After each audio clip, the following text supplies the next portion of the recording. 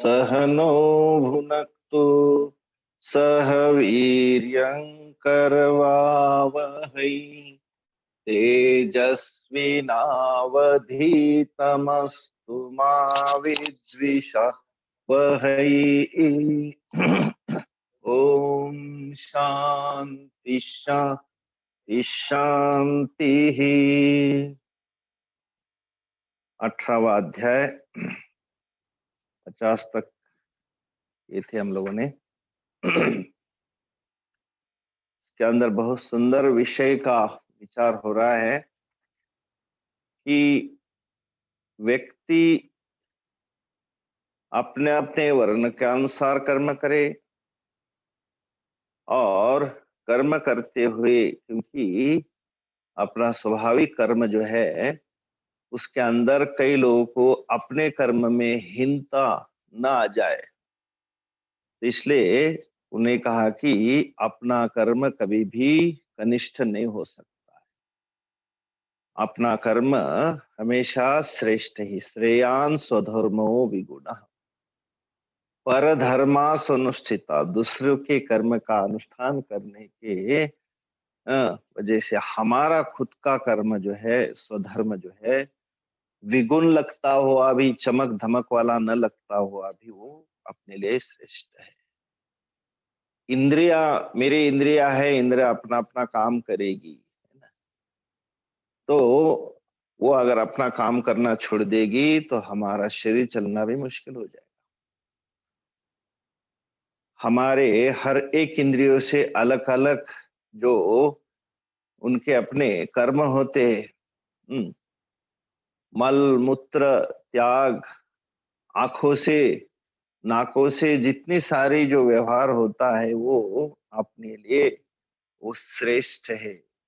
अगर वो नहीं चलेंगे तो हम अपने शरीर का ठीक से जो है देखभाल नहीं कर पाएंगे। क्यों कि स्वधर्मे निधनम श्रेयान स्वधर्म विगुणः, ये उदाहरण है। इस तरह से one's own karma you cannot give up because that is the सहजम कर्म। जन्म से ही व्यक्ति उसमें पैदा हुआ, हर एक इंद्रिया उसी से ही जो पैदा हुई, उसका कर्म ही वही है। आंखों को साफ करना होगा तो आंखों से जो भी निकलता है उसकी सफाई वही करेगा, नाकों से वही अपनी सफाई करेगा। इसलिए उसके अंदर सत दोषम, उसका दोष देख करके उसको त्यागने की जरूरत नहीं, क्योंकि हर एक कर्म के अंदर आपको दोष दिखाई देगा। सर्वा आरंभा ही दोषेन, 48वें में कहा था, दोषेन युक्ता सर्वा आरंभा। प्रत्येक कर्म जब प्रारंभ करेंगे तो वो दोष से युक्त लगेंगे, क्योंकि कोई भी कर्म दोष से अछूता नहीं रहता। शुरुआत में अगर ब्राह्मण अपना अग्निहोत्र करता है तो उसके अंदर भी हो सकता है उसके जो समिधा है, जो गोसे जिसके अंदर कोई कीड़े ना हो। कोई क्षत्रिय अगर किसी की अपनी सुरक्षा रखता है तो वहां जरूरी नहीं कि वहां पर किसी की हत्या न हो। और वैश्य अगर अपना कर्म कर रहा है, पालन कर रहा है, गो पालन कर रहा है, कृषि पालन कर रहा है, तो उसको फावड़ा लेकर के लगना ही पड़ेगा। वो भी लगेगा कि उसमें जीव की हत्या हो रही है, लेकिन सदोषः अपि न त्यजेत। और शूद्र कहेगा कि मैं सेवा कर रहा हूँ, सब सफाई कर रहा हूँ, तो उसके अंदर बहुत सारी हत्या होती है। ये सारी जो है उसके अंदर अवश्य रहेगी, लेकिन उसको आप त्याग नहीं सकते। सदोषम अपि न त्यजेत, त्याग, उसके अंदर दोष देखते हुए आप त्याग नहीं कर सकते। और कोई भी कर्म आप करते हो तो उसका उद्देश्य देखना चाहिए कि मैं किसके लिए कर रहा हूं। शबरी का उदाहरण देते, कहते शबरी रोज अपना जो है रास्ता साफ करके हमेशा आसन लगाती थी, फल इकट्ठा करके रखती थी, ये सारा का सारा उसका कर्म था। आपको भले ही श्रेष्ठ न लगे, लेकिन उसका उद्देश्य क्या था? किसके लिए कर रही थी वो? वो अगर उद्देश्य होता तो फिर पता चलता कि हाँ, इसने जो कर्म किया उसका उद्देश्य एकदम साफ-सुथरा है। तो वो उसने भले ही वो कर्म करती हुई वो सफाई नहीं दिखती है, दोष से रह युक्त रखती है, दोष रहित नहीं है, लेकिन वो जो उद्देश्य है उसका केवल मात्र प्रभु राम के लिए कर रही थी, तो सदोषम उस दोष दिखता हुआ भी, भले उसने दाँत कभी साफ नहीं करेंगे, उसी दाँतों से उसने बेर काट करके रखे थे। तो आपको दोष वाला लगता है, लेकिन उसके पीछे भावना बहुत बड़ी है। तो इसलिए उदाहरण दिया कि धूमेन आवृतः अग्निः, अग्नि, चमकती अग्नि, प्रकाशित अग्नि, उष्णतापूर्ण अग्नि जिसका गुण है अपना, दूसरा गुण है वो प्रकाश भी देती है। लेकिन ऐसी गुण वाली अग्नि होने के बावजूद भी उसके ऊपर धुएँ से वो ढकी रहती है। तो धूमेन अग्निः इव आवृता, ये उदाहरण दिया है। वैसे ही जितने भी कर्म कोई भी करता है अपना-अपना कर्म, आपको उसके बारे में हीनता, दोष दृष्टि देखने की जरूरत नहीं। I am doing my best, this is उत्तम कर्म है मेरे लिए। तो जो भी मेरा कर्म है मैं बहुत जी जान से और बहुत प्रेम से करता हूँ, तो वो इसलिए फिर कहा था उसके अंदर ये जो स्वकर्मणा तम अभ्यर्च्य, आप अपने कर्मों के द्वारा उस ईश्वर की अर्चना, प्रार्थना, पूजा कर सकते। तम अभ्यर्च अभितः, हर एक कर्म से आप उनकी अर्चना कर सकते हो। सिद्धिम विन्दति मानवाः, से मनुष्य अपनी सिद्धि को, परम पुरुषार्थ को प्राप्त कर सकता है।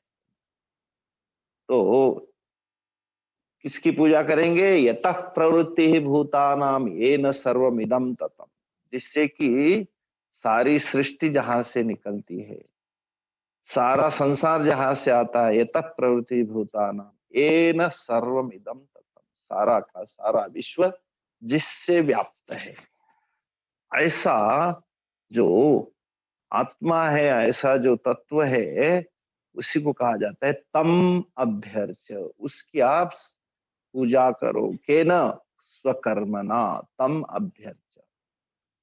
और इसलिए अपना कर्म कभी भी उसके अंदर सदोष न देखे, उसको अपना कर्म करना ही पड़ेगा। सहजम कर्म कौन्तेय सदोषम अपि न त्यजेत, सर्वा आरंभा ही दोषेन, जितने सारे कर्म के आरंभ होंगे वो दोष सहित होंगे।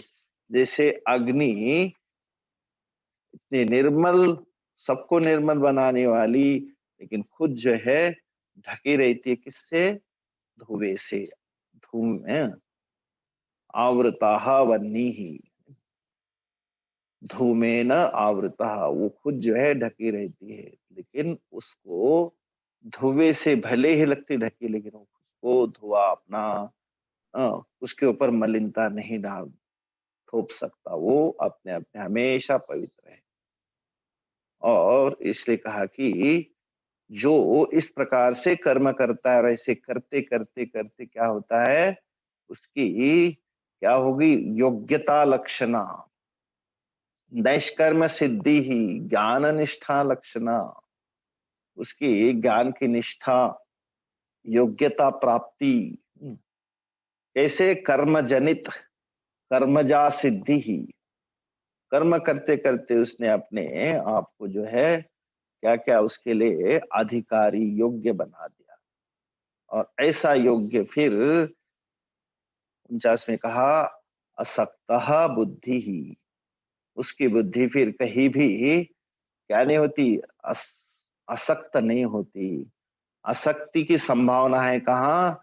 भाष्यकार ने कहा कि पुत्र दारादिषु आसक्ति निमित्तेषु, स्वाभाविक आपकी आसक्ति हो सकती है कि ये मेरा है, शरीर के साथ ममत्व, फिर उसके बाद में अपने जितने सारे रिश्ते हैं अपने खुद के जो लोग उसके अंदर आसक्ति का एक स्वभाव है, तो इसलिए कहा है उनके अंदर भी जिनकी निरासक्ति असक्त बुद्धि ही शक्ति से रहित सर्वत्र जितात्मा जिसने सबको जो है अंतकरण को अपने वश में किया वशीकृत आत्मा आत्मा मतलब यहाँ पे अंतकरण विगत स्पृहा जिसकी स्पृहा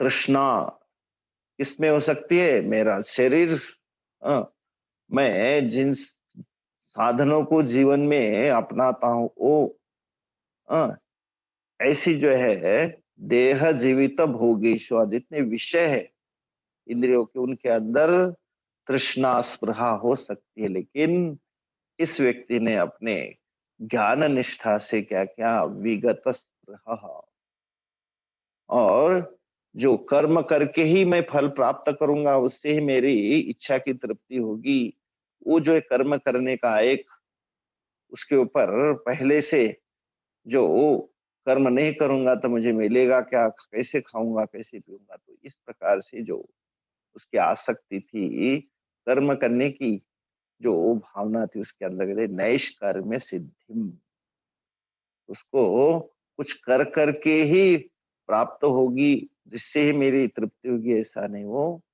कर्म के बिना भी फिर रह सकता है। क्यों कि कहा गया कि जो आत्म तत्व है वो कर्मों से प्राप्त नहीं होता, तो इसलिए उसको निष्क्रिय ब्रह्म आत्म संबोधात वो जो है निष्क्रिय उसके अंदर कर्म कर करके आप उसकी प्राप्ति नहीं कर सकते, इसलिए कहा है नैष्कर्म्य सिद्धिम परमाम जो परम सिद्धि है उससे परे और कोई सिद्धि नहीं हो सकती है। संन्यासेन अधिगच्छति संन्यासेन त्यागेन एक अमृतत्वम आनशु न कर्मणा न प्रजया धनेन त्यागेनैकेव अमृतम आनशु जीवन सारा धन इकट्ठा करने में और भोगेन धनेन इस प्रकार से मनुष्य का जीवन उसी के अंदर खपा हो जाता है, लेकिन उसको जो प्राप्ति होनी चाहिए वो नहीं कर सकता, इसलिए कहा कि नैष्कर्म्य सिद्धिं परमाम संन्यासेन अधिगच्छति और फिर कहा सिद्धिं प्राप्त यथा ब्रह्म सिद्धि को प्राप्त होने के बाद जैसे यथा ब्रह्म जो निष्क्रिय ब्रह्म जो है जिसके अंदर किसी प्रकार की कर्म के द्वारा उसको प्राप्त नहीं किया जा सकता तथा आपनोति निबोध में ऐसे सिद्धि को नैष्कर्म्य सिद्धि को प्राप्त करके उस आत्म तत्व का उनको ज्ञान हो सकता है, ऐसे सिद्धि को तो मैं निबोध मेरे से तू समझ और कैसे मैं विस्तार से नहीं बल्कि संक्षेप में संक्षेप का शब्द है समासेन मैं आपको समास से मतलब न विस्तार से कहूंगा बल्कि संक्षेपेन एव हे कौन्तेय या ज्ञानस्य परानिष्ठा जो ज्ञान की परानिष्ठा है पर्यावरण जो है वहीं समाप्त होता है और कुछ बचता नहीं है। तस्य कस्य ब्रह्म ज्ञानस्य या परा परिसमाप्ति ही उसकी कीदृशी सा यादृश आत्मज्ञानम उसको जो है भगवता उक्त उपनिषद वाक्य ही उपनिषदों के वाक्य के अंदर ये सारी चीजें समझाई हुई, तो इसलिए उसको समझने के लिए प्रत्यक्षावगम्यम तो और उसको सुनने के लिए ठीक से सुनने के लिए जो गुरु परंपरा से रहित जो वेदांत वाक्य को विधि पूर्वक जिन्होंने नहीं सुना है उनकी बुद्धि सांसारिक विषयों में ही आसक्त रहती है, इसलिए कहा गया है इसके लिए आपको परंपरा में रह करके उसकी विधिवत आपको श्रवण मनन निधिध्यासन करके ही आप उस निष्ठा ज्ञान लोकेशना वित्तेशना पुत्र वासना जो कामना है अंदर, उससे ऊपर उठ करके उस निष्ठा को प्राप्त करके आप उसको जो है समझ सकते हैं। इसलिए परानिष्ठा की आवश्यकता है। 51वां श्लोक। वह ज्ञान की परानिष्ठा किस प्रकार करनी चाहिए, है ना? सा इयं ज्ञानस्य परानिष्ठा उच्यते कथम। बुद्ध्या विशुद्धया युक्तः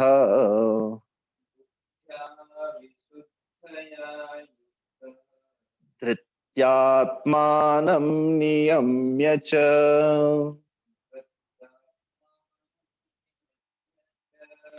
शब्दादीन् विषयांस् त्यक्त्वा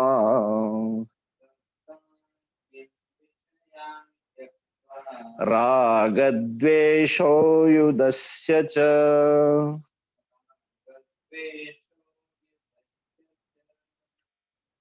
बुद्ध्या विशुद्धया युक्तः धृति धृत्या युक्तः धृत्या आत्मानं नियम्य च शब्दादीन् विषयान् त्यक्त्वा रागद्वेषो युधस्य च। अब उसी निष्ठा को समझाते कथम कार्या, उस ज्ञान की निष्ठा जो है किस प्रकार से करनी चाहिए। कहते पहले तो आपकी जो बुद्धि है जिसके माध्यम से आप कर्मों के अंदर लगा सकते हैं, क्योंकि कर्म जो है एक शारीरिक तो कर्म है, लेकिन उसके पीछे बुद्धि कैसी हो, किसके लिए कर रहे हैं ना। इसलिए योगः कर्मसु कौशलम, जो कर्म योग करते आप कर्म करते हैं उसके अंदर कुशलता की आवश्यकता है। और इस प्रकार से समत्वम योग उच्यते, जो कर्म कर रहे हैं उसके अंदर जो कर्म योग हो, और कर्म योग का अर्थ होता है समत्वम, इसके अंदर जो प्राप्ति होती है, कर्म करना मेरे हाथ में है और जो फल मिलेगा उसकी कैसी मुझे उसके पीछे बुद्धि रखनी चाहिए। तो बुद्धि क्या है? समत्वम, कौशलम, तो कुशलता हो उसके अंदर। इसी को लेकर कह रहे बुद्धिया, ऐसी बुद्धि विशुद्धया, विशुद्ध कपट रहित निश्चयात्मिका बुद्धि से। तो विशुद्धया विशेषेण शुद्धा, कैसी शुद्ध हो गई? निष्काम कर्म करते करते, है ना, उसके अंदर जो चंचल्य था, बल था, है ना, विक्षेप था, उससे वो रहित हो गई। इसलिए कहा है विशुद्धया बुद्धिया युक्त। जो शुद्ध नहीं है तो कैसे अशुद्ध, मतलब इसके अंदर माया वंचना कपटाती पड़ी रहती है, हमेशा दूसरों को ठगने के लिए, दूसरों से कुछ प्राप्ति के लिए अपनी बुद्धि लगा करके उसको अपने इसी दुर्बुद्धि का विचार करता है। इसलिए माया रहितया युक्त संपन्न धृत्या आत्मानं नियम्य च, धृत्य धैर्येन आत्मनाम, बहुत धैर्य से, इसके अंदर धैर्य मतलब संयम, शरीर को संयमित करते हुए, अपने वश में करते हुए, क्योंकि कर्म करेंगे तो कर्म करते करते अपनी ज्ञान इंद्रिया, कर्म इंद्रिया आप लगाएंगे, और ज्ञान इंद्रिया अगर विषयों में फंस जाती है, जिसके अंदर आपके पास में संयम नहीं रहता है, तो देखना फिर ये शरीर रूपी रथ इन घोड़ों के माध्यम से कहीं खड्डे में ले जाकर के उसका उसको नाश कर सकते हैं। इसलिए यम्य अपने वश में दादीन विषयान, जो विषय है उनसे विषय पहला दिया उन्हें शब्दादीन, शब्द आदि ऐशांते शब्दादि। श्रोत्र का विषय है शब्द, चक्षु का विषय है रूप, घ्राण का विषय है गंध, त्वक का विषय है स्पर्श, रसना का विषय है रस। इस प्रकार से ये शब्द आदि कहते हुए ये सारे के सारे मेरे ज्ञान इंद्रियों के विषय। तो शब्दादीन विषयान, क्या करना है, उनको समझना है ना। त्यक्त्वा विषयान, त्यक्त्वा मतलब उनको अच्छी तरह से समझ करके, विषयों को छोड़कर, वही मुझे प्राप्ति होती रहेगी, मैं उनको अपना बना के रखूंगा। तो कहा जाता है कि एक एक विषयों के पीछे एक एक जानवर ने, पशु प्राणियों ने अपना जीवन क्या किया, खपा दिया, उसी के अंदर वो नष्ट हो गए। मातंग, पतंग, भृंग, मीना। जो मातंग है हाथी है, पतंग जो कीड़ा भौरा है, मातंग, पतंग, भृंग, मीना, जो जो जितने सारे प्राणी उन्होंने अपने अपने रस के माध्यम से, अपने अपने विषयों के माध्यम से अपने अपने जीवन को क्या क्या नष्ट किया। रूप देखते हुए क्या किया इसने, ये जो क्या होता है, भौरा होता है अथवा जो पतंग होता है, वो उसको अपनाना चाहता है और वहीं खाक हो जाता है। जो सुगंध लेने के लिए, गंध लेने के लिए उस इसमें कमल रूपी फूल के अंदर वो बैठ जाता है, वही वो बंद हो जाता है। ऐसे अनेकों ये शब्द शब्दादि विषय है, उनके पीछे एक एक प्राणियों ने अपना जीवन बर्बाद किया। वैसे मनुष्य के पास तो पांचों के पांचों हैं, और वो हर एक को अगर अपनाना चाहेगा तो उसी के अंदर वो अपने आप को नष्ट कर सकता है। इसलिए कहा है विषयान शब्दादीन त्यक्त्वा, उनको समझ करके, सामर्थ्यात, क्या करना चाहिए, फिर उसको जरूर उनका आविष्कार तो रहेगा, लेकिन केवल मात्र अपनी सामर्थ्यात, शरीर स्थिति मात्रान केवलान मुक्त्वा, केवल अपने शरीर स्थिति को जिन विषयों की आवश्यकता होती है, और इसके अंदर फिर राग द्वेष आदि ये स्वाभाविक हो जाती, तो इसे राग द्वेषो त्यक्त्वा, इनके रूप उनको भी आपको छोड़ना चाहिए। मतलब उसके अंदर एक त्याग की भावना, उनके अंदर सुख के लिए अधिक से अधिक क्या होगा, एक प्रकार से विश्व में भी राग द्वेष बना रहता है ना। इसलिए शरीर की स्थिति निमित्त को प्राप्त हुए विश्व में भी राग द्वेष को अभाव करते हुए, उनका त्याग करते हुए, तो ऐसा अगर केवल मात्र अपने शरीर स्थिति को चलाने के लिए करता है, तब कहा गया यहाँ पे त्यक्त्वा, उनके पीछे न पड़ते हुए, इन शब्दादि विषयों के पीछे न पड़ते हुए, लाइक्स एंड डिसलाइक्स, रागस्य द्वेषस्य राग द्वेषो, युद्धस्य च, उनके अंदर उनको छोड़ करके, परित्यज्य, युद्धस्य मतलब परित्यज्य, त्याग करके राग द्वेषों को और शब्दादि विषयों को, क्योंकि ये जो है उनका कोई अंत नहीं है। आग जैसे, आग को कितना डालोगे तो वो कितना तृप्त होगा, कभी तृप्त नहीं हो सकता है। इसलिए उसका नाम ही है अ, अनलह, है ना, न अलम, कभी भी पर्याप्त हुआ करके बोल ही नहीं सकता, हमेशा कहते लाओ लाओ। इसलिए इन इंद्रियों के विषयों को आप कभी भी तृप्त नहीं कर सकते, लेकिन उनके अंदर खुद को तृप्ति रखते हुए, राग द्वेष से रहित रखते हुए, युद्धस्य मतलब त्याग करते हुए, बुद्धिया विशुद्धया युक्ता, ने पूर्ण रूप से बुद्धि का, आप कपट रहित निश्चयात्मिका बुद्धि से संपन्न होकर के, धृत्या मतलब धैर्य से संयमित होते हुए, आत्मानम नियम्य, तो आत्मानम नियम्य मतलब यहाँ पे आत्मा मतलब शुद्ध आत्मा ने यहाँ पे कार्यकरण संघातम, अपने शरीर और इंद्रियों को संयमित करके नियम में इन इंद्रियों के विषयों को त्यागते हुए त्यक्त्वा, और राग द्वेषो च, राग और द्वेष को भी त्याग करते हुए आप अपने इस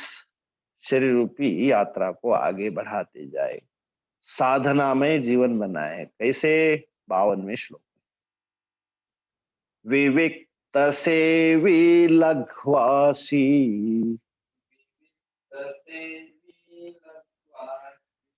यत वाक्काय मानसः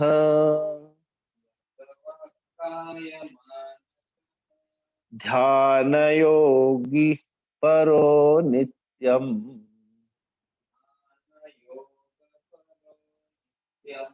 वैराग्यम समुपाश्रितः।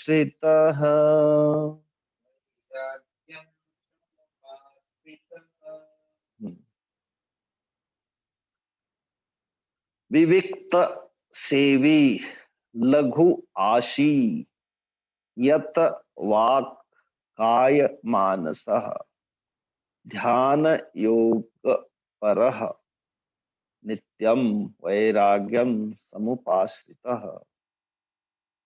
अब उस साधक की, और जो व्यक्ति जो ज्ञानी हो गया है, मान लो उसने प्राप्ति की निष्ठा को प्राप्त किया, परानिष्ठा, शुद्धया बुद्ध्या आत्मानम धैर्यम, ऐसा व्यक्ति क्या कहता है फिर? उसका जीवन कैसा जीता है वो? तो कहते हैं बहुत विविक्त सेवी।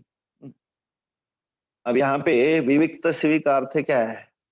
मध्यम पद समास, यहाँ पे बीच में विविक्त देश सेवी, बीच में देश आ जाएगा। बताओ, जो विविक्त का अर्थ होता है एकांत, एकांत देश का सेवन करने वाला विविक्त देश। तो विविक्त देश सेवित्वम, तो सेवी जैसे योग करने वाला योगी, भोग करने वाला भोगी, जिसको रोग है वो रोगी। यहाँ पे सेवी जो सेवन करता है, क्या? विविक्त देश, हमेशा एकांत में, एकांत को प्रसन्न करता है, कभी भी उसको भीड़ भड़ाका अच्छा नहीं लगता। कई लोगों को भीड़ भड़ाका नहीं तो वो बोर हो जाते हैं, क्योंकि उनको आदत लगी कि मैं लोगों के बीच में ही रहूं। तो भाष्यकार बहुत सुंदर कहते हैं, विविक्त देश सेवी का अर्थ बताते हैं कि कौन सा देश हो विविक्त, एकांत? कहते अरण्य, नदी, कुलीन, गिरी, गुहादीन विविक्तान देशान। तो उनके लिए उस जगह है, विविक्त है, अरण्य, जहाँ वन हो, जंगल हो,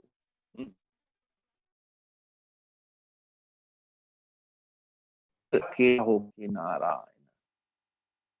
तो एकांतवास हो, अगर वहां नदी हो, नदी का किनारा हो, और पास में अगर कोई पहाड़ हो, गिरी गुहा, जिन पहाड़ों में अगर कोई गुफा हो, वाह, फिर कहना ही क्या। तो भाष्यकार ने बड़ा सुंदर उसका क्या, विविक्त देश में था अरण्य, नदी, कुलीन, गिरी, गुहादीन विविक्तान देशा, ऐसा विविक्त देश को सेवन करने वाला। He likes to spend his time very quiet way. So अरण्य, नदी, पुलीन, गिरी, गुहादीन विविक्तान देशान। बहुत जीवन में बहुत लोगों का क्या क्या, लोगों की भीड़ भड़ाके में रह करके अपने आप को आदत मानो हमने बिगाड़ी। अभी तक उस समय, एक समय था उनके बिना नहीं रहा जा सकता था, अथवा मेरी मजबूरी थी, तो बीच में रहना पड़ता। नहीं, कोई बात नहीं, अब जो है उनसे मैं अलग हो जाऊं। विविक्त देशी देश सेवित्वम। तो और फिर ये तो हो रहने के लिए, फिर खाएगा क्या? कितना खाएगा? तो कहते हैं लघु आसी।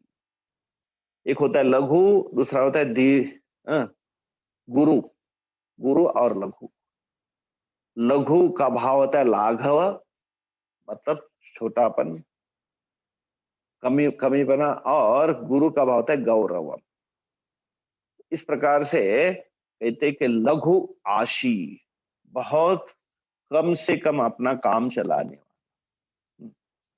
लघु आशी, लघु आसनशील, बहुत ही अपने आप को कम से कम अपना काम चले उतना ही खाने की जिनकी आदत है ना।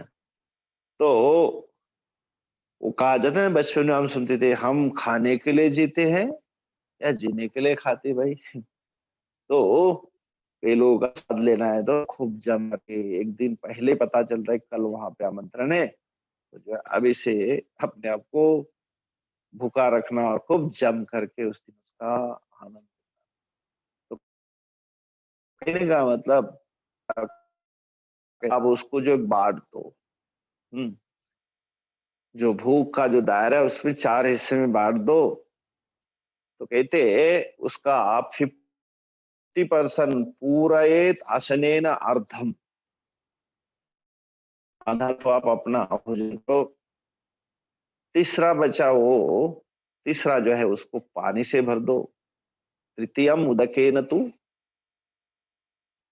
और वायो हो संचारणार्थम, अंदर हवा भी थोड़ी घूम फिरे, उसको संचारित होने के लिए चतुर्थम अवशेषयेत, चौथा हिस्सा तो उसके अंदर हवा घूम घूमती रहे उसके लिए जगह छोड़ देना। तो पूरयेन आशनेन अर्धम, तृतीयम उदकेन तु, वायोः संचारणार्थम, चतुर्थम अवशेषयेत। तो लघु आसी मतलब कम से कम जो है अपने भोजन का जो है अ, हल्का रख करके, आहार जो है कम करता हुआ, हल्का आहार ले करने वाला होकर, एकांत सेवन करने वाला, हल्का भोजन करने वाला। और उससे क्या होगा, ये क्यों इसको ऐसे कह रहे हैं, तो कहते हैं ये बड़े हमारे लिए जरूरी है। क्यों कि उसके पीछे जितने सारे क्या होते, भाष्यकार बड़े सुंदर बताते हैं कि लघु आसीन शील विवेक सेव लघु आसनयो हो, कारण बनता है किसके लिए, हमारे अंदर जो विकार है ना, दोष है, क्या है, निद्रा, आलस्य, उससे बचने के लिए कहते हैं निद्रादि दोष निवर्तकत्वेन चित्त प्रसाद हेतुकत्वाद ग्रहणम। ये जो है हल्का भोजन और एकांतवास कहते हैं दोनों निद्रादि दोष निवर्तन होने के लिए, चित्त में स्वच्छता मतलब पवित्रता बनाए रखने के लिए इनका ग्रहण किया गया है। क्या, विविक्त, देश सेवी, और लघु आसी, कम खाने वाला, कम से कम अपने कम भोजन करने वाला। यत वाक काय मानस, यत का अर्थ संयमित रखना अपने आप में, किसको, वाक, काय, मानस। वाक मतलब वाणी, काय मतलब शरीर, मानस मतलब अपने मन को। तो अपने शरीर को, मन को, वाणी को जितने जीत लिया है अपने, जिसने वश में कर लिया है, तो इसलिए कहा जाता है यत, मतलब संयमित किया है वाणी, शरीर और मन को। ऐसा जितेंद्रिय मानो अपने आप को इसने संयमित करके रखा अपने आप को। उपरत सर्व करण, इन सारे इंद्रियों के, इंद्रियों को कर्मों से उपक्रम करके, उपराम करके, मतलब उसने अपने आप में संयत किया। नहीं तो मन को अगर मसाला देते जाओ तो कहाँ कहाँ नहीं ले जाता, बैठे कहाँ और कहाँ घूमते, का नाम ही है मनोराम, घुमाता ही रहता है आपको। तो इसलिए उसके ऊपर नियंत्रण करना आवश्यक होता है।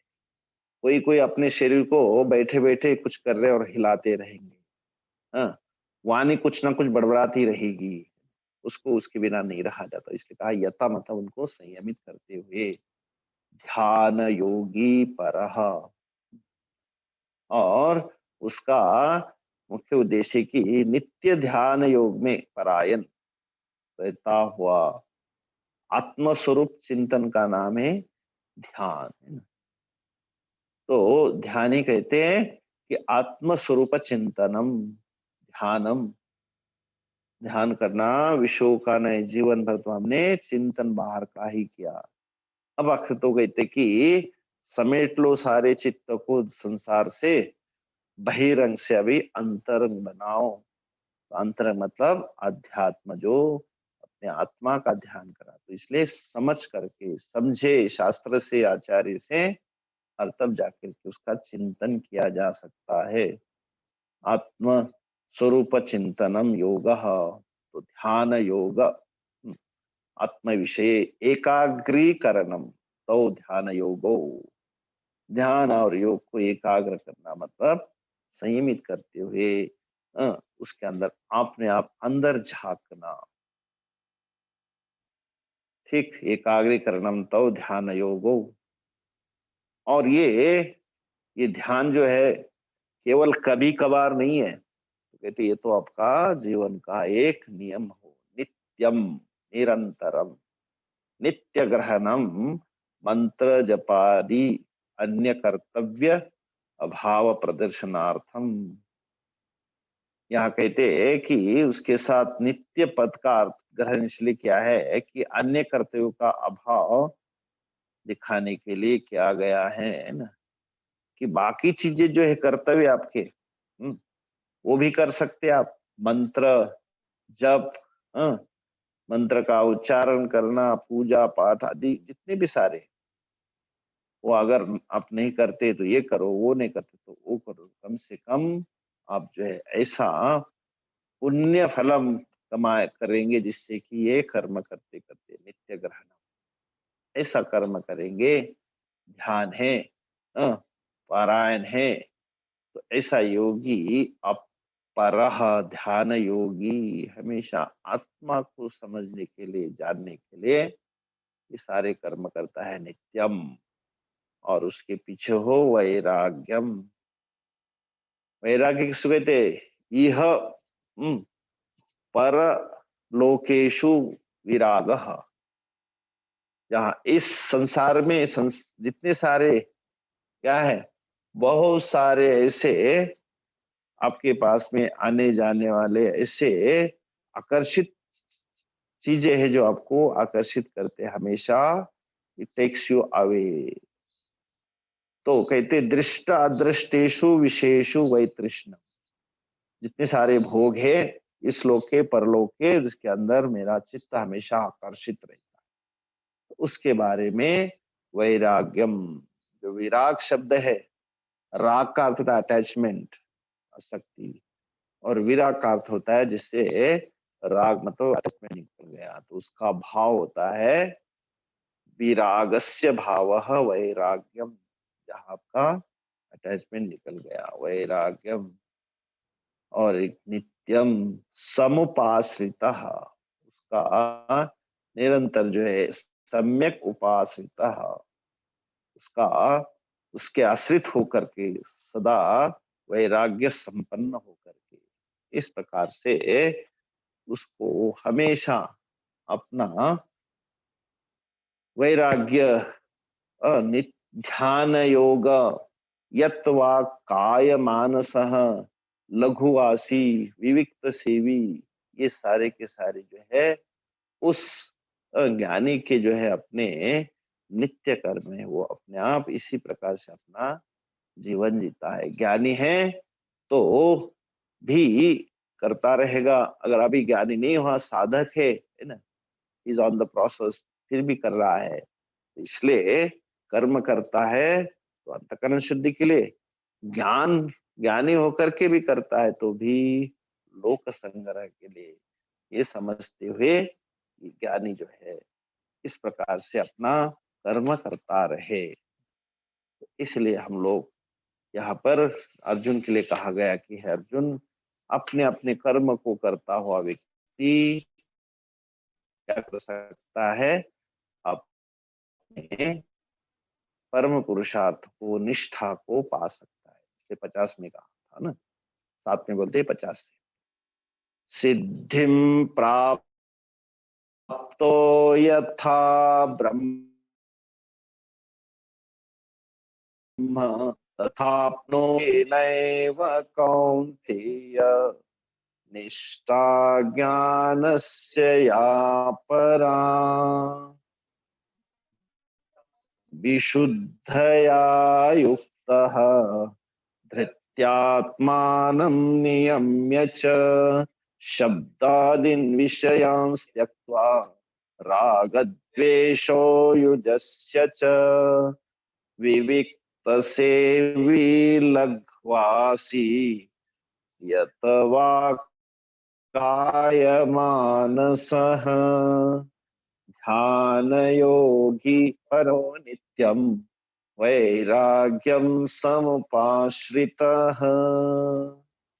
ॐ पूर्णमदः पूर्णमिदं पूर्णात् पूर्णमुदच्यते पूर्णस्य पूर्णमादाय पूर्णमेवावशिष्यते। ओम शांति शांति शांति। हरि ओम। श्री गुरुभ्यो नमः। हरि ओम।